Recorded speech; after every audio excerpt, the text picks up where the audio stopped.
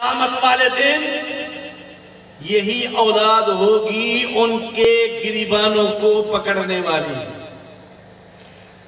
حضور علیہ السلام نے فرمایا قیامت والے دن کچھ لوگ اللہ کی بارگاہ میں آئیں گے، ان کا نامہ اعمال ان کے سامنے کھول دیا جائے گا، ان کے لیے حکم ہوگا، ان کے جرائم ثابت ہو گئے، ان کو ہتھکڑیاں ڈالو، ان کو زنجیریں ڈالو، جہنم کی طرف لے جاؤ۔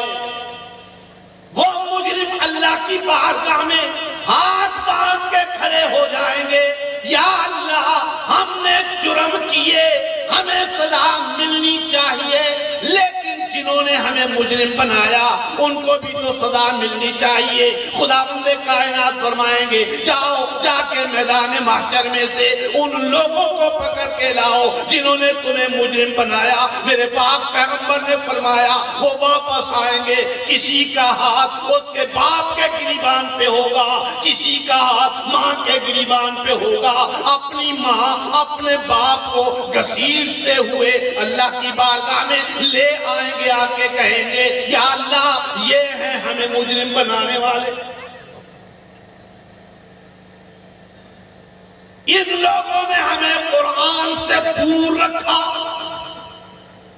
ان لوگوں نے ہمیں نبی کی سنت سے دور رکھا، ان لوگوں نے ہمیں مسجد سے دور رکھا، ان لوگوں نے ہمیں مدرسے سے دور رکھا، ان لوگوں نے ہمیں علماء سے دور رکھا، انہوں نے ہمیں تعلیم نہیں دلائی، یا اللہ ہمیں تو مجرم انہوں نے بنایا۔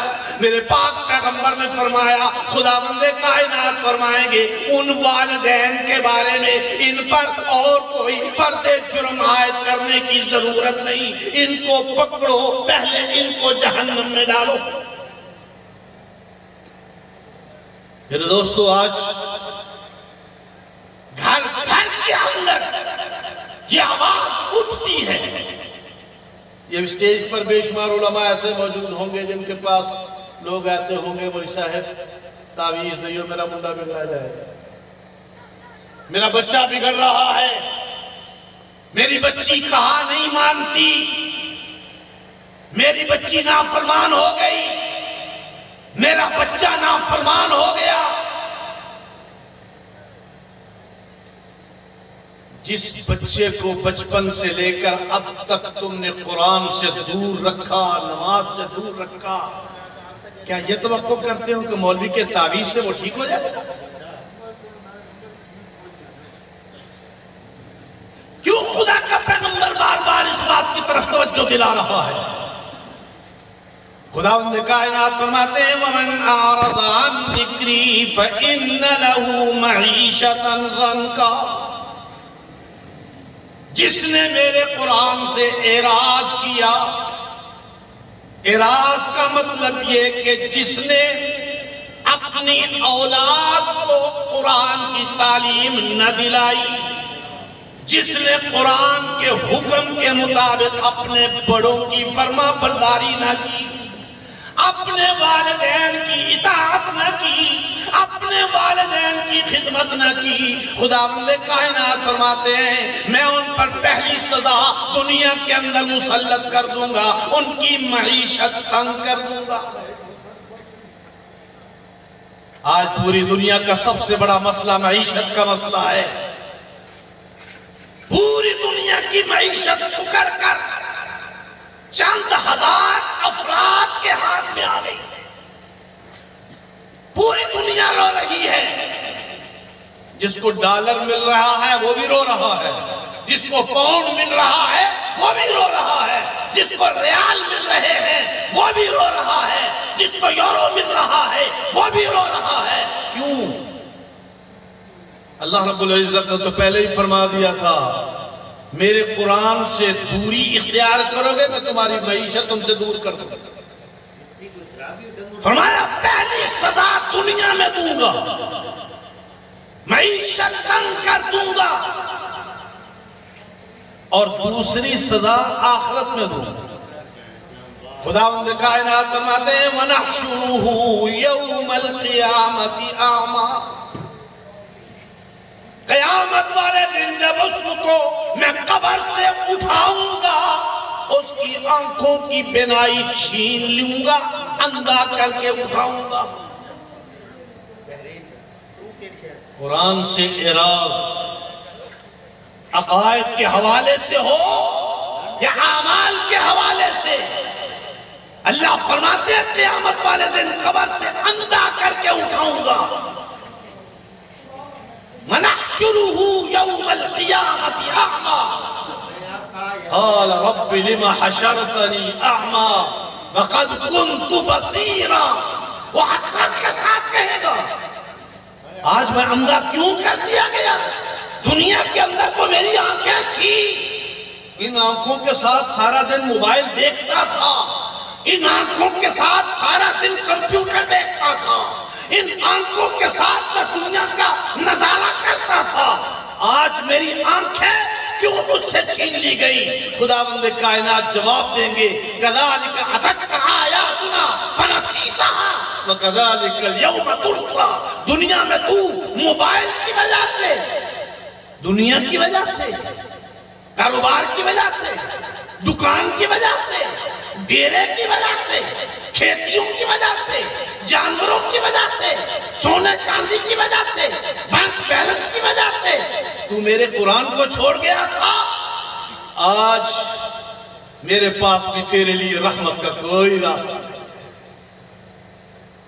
بلکہ ایک روایت میں تو حضور علیہ السلام نے فرمایا قیامت والے دن جب وہ اٹھایا جائے گا وہ تو اندھا ہوگا، اس کے گلے میں رسی ہوگی، وہ رسی قرآن نے پکڑی ہوئی ہوگی۔ وہ رسی کس کے ہاتھ میں ہوگی؟ اللہ کے قرآن کے ہاتھ میں۔ اللہ کا قرآن اس کو گلے میں رسی ڈال کے اللہ کی بارگاہ میں لے جائے گا، اور پھر وہاں کا منظر اللہ سب کو محفوظ فرمائے، دیکھ کر وہ لرز جائے گا۔ اللہ کی کرسی عدالت کے ایک طرف قرآن کھڑا ہوگا، دوسری طرف خدا کا رسول کھڑا ہوگا۔ قرآن کہے گا یا اللہ یہ میرا مجرم ہے، رسول کہے گا یا اللہ یہ میرا مجرم ہے۔ رسول کہے گا یا اللہ میں تیرا قرآن ان کو امانت کے طور پر دے کے گیا تھا، محفوظ دے کے گیا تھا، حفاظت کی ذمہ داری تو نے اپنے ہاتھ میں لی تھی، ان کے گھروں کے اندر قرآن موجود تھا، لیکن نہ قرآن کے عقائد پر ان کا ایمان تھا، نہ قرآن کے احکام پر ان کا عمل تھا۔ اب ذرا اندازہ کیجئے دو مدعی ہیں، ایک طرف اللہ کا قرآن اور ایک طرف اللہ کا نبی، اللہ کا رسول، دونوں مدعی ہیں۔ یا اللہ یہ ہمارے مجرم ہیں، وہ کہے گا یہ میرا مجرم ہے، اس نے مجھے چھوڑ دیا تھا۔ خدا کا پیغمبر کہے گا یا اللہ یہ میرا مجرم ہے، میں نے جو امانت اس کے حوالے کی تھی اس کے اندر اس نے خیانت کی، اس نے قرآن سے اعراض کیا، تو اللہ رب العزت فرماتے ہیں ہم اس پر دوسری سزا قیامت والے دن مسلط کریں گے، جس نے بھی قرآن سے اعراض کیا۔ اور میں تمہید کے اندر عرض کر چکا ہوں، قرآن کے کسی بھی عقیدے سے انکار کرنے والا قرآن سے اعراض کرنے والا۔ اللہ رب العزت نے قرآن پاک کا آغاز ہی بڑے عجیب جملے سے فرمایا ہے، ذالک الکتاب لا ریب فیہ، اس کتاب کے اندر کوئی شک و شبہ نہیں ہے۔ اللہ نے یہ جملہ کیوں فرمایا؟ کیونکہ اللہ کو معلوم تھا کہ اس قرآن کے اندر کچھ چیزیں ایسی آئیں گی جو انسان کی عقل میں آنے والی نہیں ہوں گی، کچھ چیزیں ایسی آئیں گی جو انسان کی سمجھ میں آنے والی نہیں ہوں گی، اور وہ اپنی سمجھ کو اتھارٹی بناتے ہوئے قرآن کے ان احکامات کا انکار کر دے گا، کوئی حضور علیہ السلام کے واقعہ معراج کا انکار کر دے گا، کوئی موسیٰ علیہ السلام کے معجزات کا انکار کر دے گا، کوئی حضور علیہ السلام کے معجزہ شق قمر کا انکار کر دے گا، کوئی آخرت کا انکار کر دے گا، کوئی جنت کا انکار کر دے گا۔ اور ہمارے ہاں ایسے طبقات موجود ہیں جن کا یہ دعویٰ ہے کہ قرآن یہ اللہ کا کلام ہے، لیکن یہ حضور نبی کریم صلی اللہ تعالی علیہ وسلم پر لے کر آنے والا جو فرشتہ اس کا کوئی وجود نہیں ہے، جبریل کا۔ جبریل کوئی مخلوق نہیں ہے، جبریل کوئی فرشتہ نہیں ہے۔ علماء کرام کی توجہ دلاؤں گا، وہ ایک مثال کے ساتھ سمجھاتا ہے، ایک مثال کے ساتھ، پاگل کہ ایک پاگل ہے، وہ پاگل یہ سمجھتا ہے کہ میرے ساتھ اور بھی کوئی موجود ہے اور وہ اس سے باتیں کر رہا ہے، حالانکہ اس کے ساتھ اور کوئی موجود نہیں ہوتا۔ یہ مثال دے کے وہ لکھتا ہے کہ بعین ہی یہی کیفیت نبی پر طاری ہوتی تھی، لا حول ولا یہی کیفیت نبی پر طاری ہوتی تھی۔ اس کیفیت کا نام جبریل ہے، اور اس کیفیت میں جو کچھ حضور کی زبان سے نکلا وہ قرآن ہے۔ جبریل کا کوئی وجود نہیں، فرشتوں کا کوئی وجود نہیں، بلکہ وہ تو جنت کے بارے میں کہ یہ جو جنت کے اندر دودھ اور شہد کی نہریں ہوں گی، جنت کے اندر خوبصورت محلات ہوں گے، حوریں ہوں گی، وہ لکھتا ہے کہ یہ مولوی کی بنائی ہوئی جنت ہے، اللہ کی بنائی ہوئی نہیں، یہ مولوی کی بنائی ہوئی جنت ہے۔ اللہ نے جس چیز کو جنت کہا ہے یا جس چیز کو جہنم کہا ہے وہ کیا ہے؟ وہ کوئی مخلوق نہیں ہے۔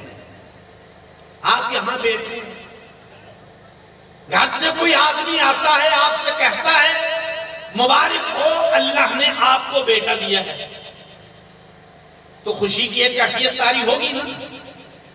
وہ کہتا ہے کہ یہ جو خوشی کی کیفیت طاری ہوئی ہے بس اسی کا نام جنت ہے۔ اور آپ بیٹھے ہوئے ہیں، آپ کو کسی نے آ کے خبر دی آپ کے والد صاحب فوت ہو گئے، آپ کے چچا فوت ہو گئے، یا آپ کا کوئی عزیز دنیا سے چلا گیا ہے، اس وقت غم کی جو کیفیت ہوگی اس کیفیت کا نام جہنم ہے۔ جنت اور دوزخ کا کوئی وجود نہیں ہے۔ اب اللہ کو تو معلوم تھا نا کہ ایسے لوگ آئیں گے جو جنت کو قرآن اور نبی کی تعریف کی بجائے اپنی عقل کے ذریعے سمجھنے کی کوشش کریں گے، جو جہنم کو اپنی عقل کے ذریعے سمجھنے کی کوشش کریں گے۔ وہ ایک مولوی صاحب بیان کر رہے تھے، انہوں نے بیان کیا میدان محشر کا منظر، پل صراط کا ذکر آیا، انہوں نے بیان کیا کہ بال سے زیادہ باریک اور تلوار سے زیادہ تیز ہوگا۔ تو ایک پٹھان اٹھ کے کھڑا ہو گیا، وہ خوجا یہ تو نہ گزارنے والا بات ہوا نا، کون گزرے گا اس سے؟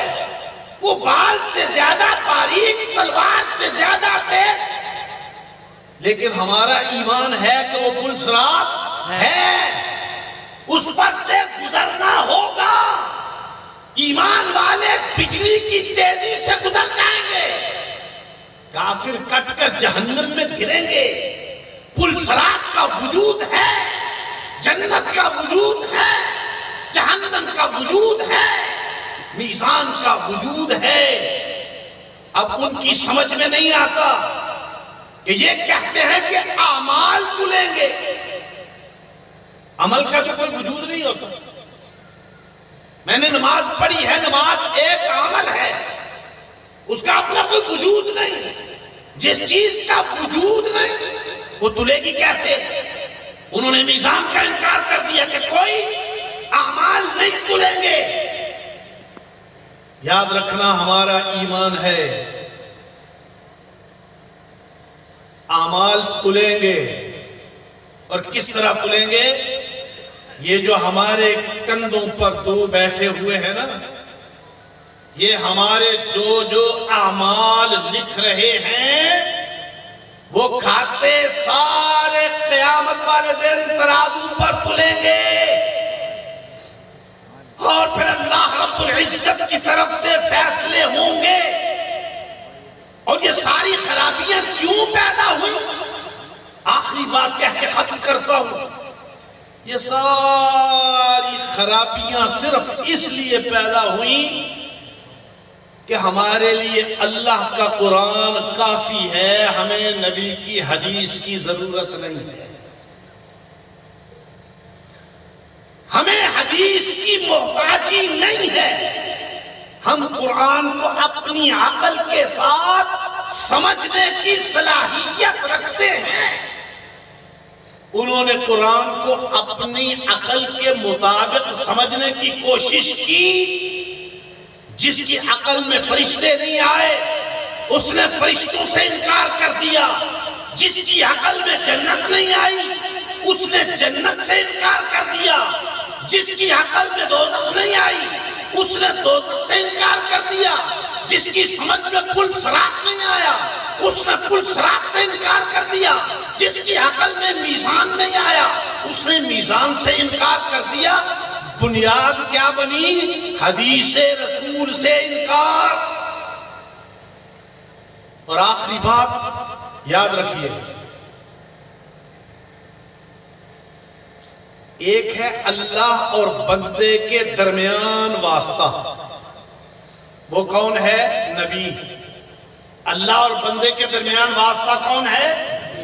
نبی۔ اللہ اور بندے کے درمیان واسطہ ہے، اور جس طرح اللہ اور بندے کے درمیان نبی واسطہ ہے، امام قرطبی رحمت اللہ علیہ فرماتے ہیں، علامہ آلوسی رحمت اللہ علیہ نے بھی لکھا ہے، اسی طرح نبی اور امت کے درمیان صحابہ واسطہ ہے۔ جس طرح ہم یہ دعویٰ کرتے ہیں کہ نبی کے بغیر ہمیں خدا نہیں ملتا، نبی کے بغیر ہمیں قرآن نہیں مل سکتا تھا، اسی طرح ہمارا ایمان ہے کہ صحابہ کے بغیر ہمیں نبی کی سنت نہیں ملتی، صحابہ کے بغیر ہمیں نبی نہیں ملتا۔ نبی کی ایک ایک سنت کے لیے، نبی کے ایک ایک فرمان کے لیے ہمیں صحابہ کرام رضوان اللہ علیہم اجمعین کے دروازے پر جانا ہوگا، اور حضور علیہ السلام کے بعد امت کا جو سب سے پہلا اجماع، عام طور پر ہم یہی سنتے ہیں، یہی بیان کرتے ہیں کہ امت کا سب سے پہلا اجماع منکرین ختم نبوت کے خلاف جہاد پر ہوا نہیں، امت کا پہلا اجماع ابو بکر کی خلافت پر ہوا۔ پہلے ابو بکر کا انتخاب ہوا، امت کا اس پر اجماع ہوا، پھر ابو بکر نے جانشین پیغمبر اور امیر المؤمنین کی حیثیت سے اپنی مجلس شورا کے ذریعے منکرین ختم نبوت کے خلاف، منکرین زکوٰۃ کے خلاف، مرتدین کے خلاف اور دوسرے دشمنان دین کے خلاف جہاد کا اعلان کیا، ہمارا الحمدللہ ثم الحمدللہ قرآن پر بھی پورا ایمان، ذرا اونچی آواز سے ہاتھ کھڑے کر کے، قرآن پر بھی ہمارا ایمان ہے، نبی کی سنت پر بھی ہمارا ایمان ہے، خلافت راشدہ پر بھی ہمارا ایمان ہے، حضور علیہ السلام کے ختم نبوت پر بھی ہمارا ایمان ہے، اور صحابہ کرام کی عدالت پر بھی ہمارا ایمان ہے، اور جو بھی ان میں سے کسی چیز کی نفی کرتا ہے وہ قرآن سے اعراض کرنے والا ہے، اور قرآن سے اعراض کرنے والا قیامت والے دن اندھا اٹھایا جائے گا۔